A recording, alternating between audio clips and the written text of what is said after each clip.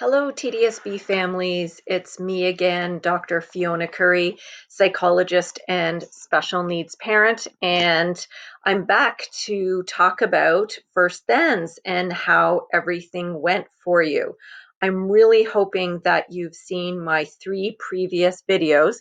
If not, you can check them out here at our YouTube channel. Make sure that you watch the first 3 before you watch this one, because we're going to be troubleshooting your first then experience, and it won't make sense to you if you haven't actually seen the previous 3 videos. So go ahead and check those out and then come back and join me, and we can talk about what's worked and what hasn't worked.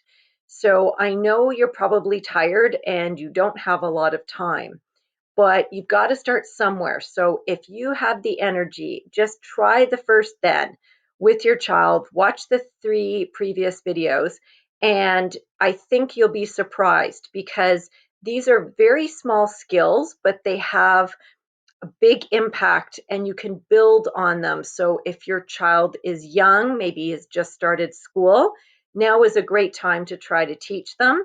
If they're older and they don't have this skill, go for it, because you never know what your child is capable of and what you're capable of.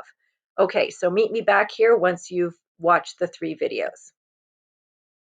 So today, as I said, we're going to be troubleshooting your first then experience.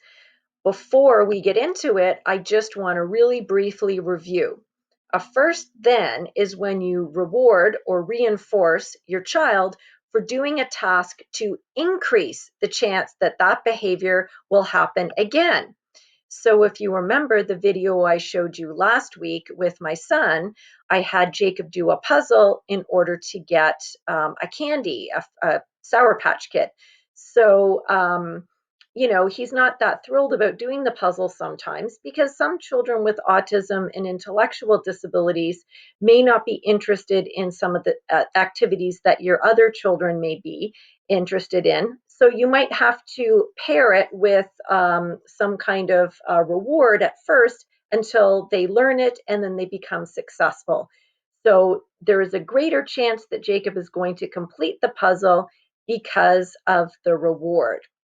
So what I'm going to do is I'm going to play that video that I made last week, and then we'll talk about what went right and what went wrong with your experience. Jacob, first puzzle, then Sour Patch Kid. Great doing your puzzle. So now that you've had your refresher and you've seen the video that I shot last week, I just want to talk about a couple of things before we get into what worked and maybe what didn't work. So an important concept to think about is what's bribery and what's reinforcement. Because some of you might be saying to yourselves, why should I give my child the candy or give them access to a favorite activity? That's just bribing them. Well, there is a big difference.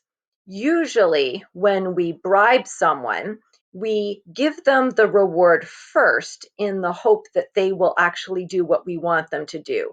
So think about if you're at school, going to your child's school, and you've got little kids with you, and you really need to speak to the principal. You might give them a lollipop or something and saying, okay, be quiet, sit down, mommy has to talk to somebody or dad has to talk to somebody, and you hope that they're going to listen to you. And that doesn't always work, right? You keep your fingers crossed.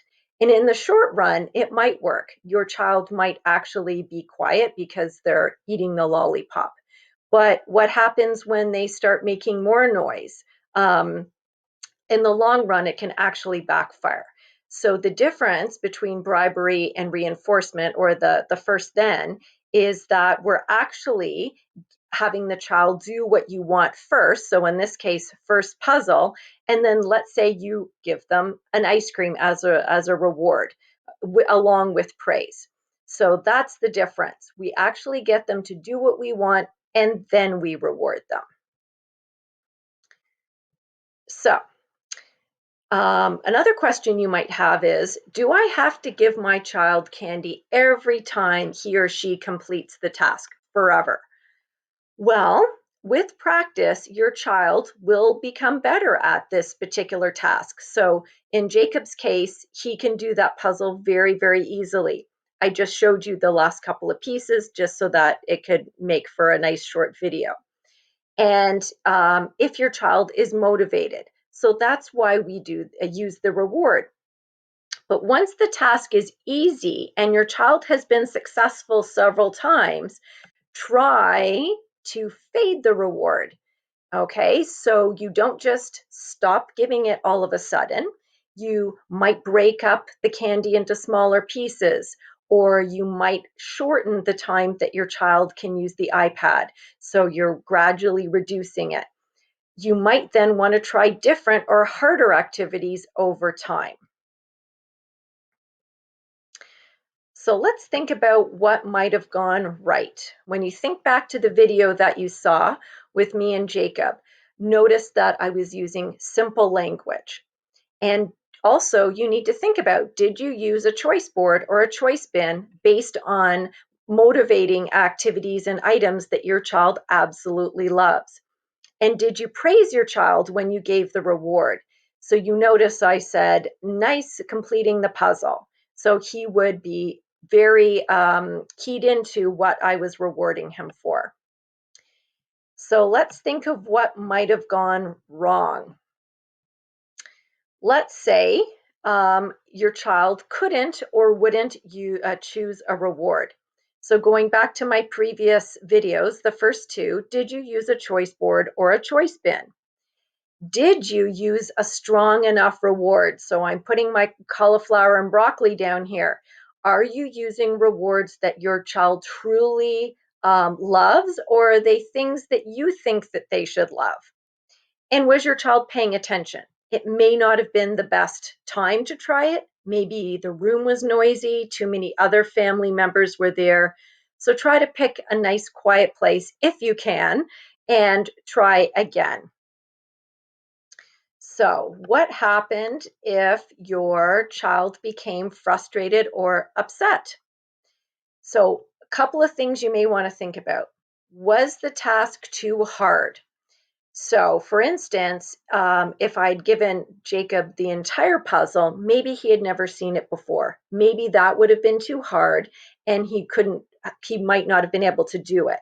So, what you want to do is you want to pick an easier task or break it down. Maybe you ask your child to do the last puzzle piece and then you reward them. And then gradually you can expand how many puzzle pieces you require them to do once they've learned it. Maybe the reward wasn't strong enough. So again, I can't emphasize this enough. Pick a reward that your child loves.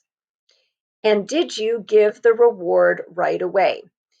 Your child needs to trust that if you're showing them a picture of first puzzle, then candy, and then you say, oh, well, you can have the candy in a few minutes, your child is not only going to not associate the task that you're asking with a reward, but they're maybe not going to trust that they're going to get the reward from you at all.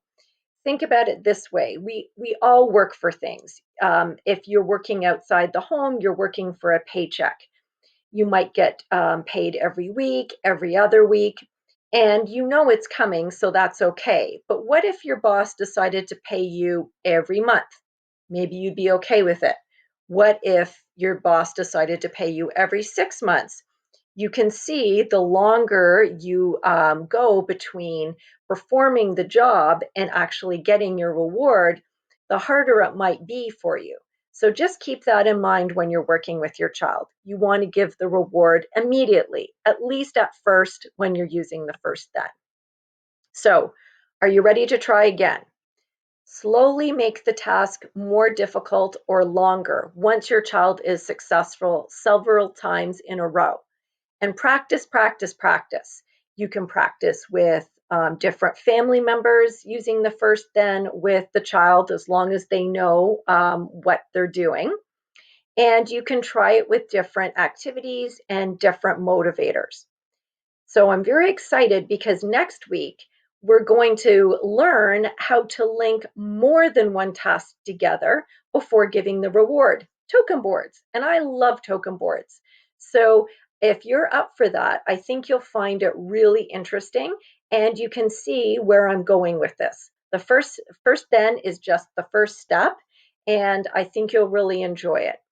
So I'm thinking of you all and hoping that you're okay. And I also want you to pay attention to this YouTube channel because there are other great videos on it. There are a couple of anxiety videos, as well. A colleague of mine who is also a special needs parent. We're going to be doing either a podcast or a webcast. So look out for that because I think you'll find that very interesting as well. So take care and bye for now.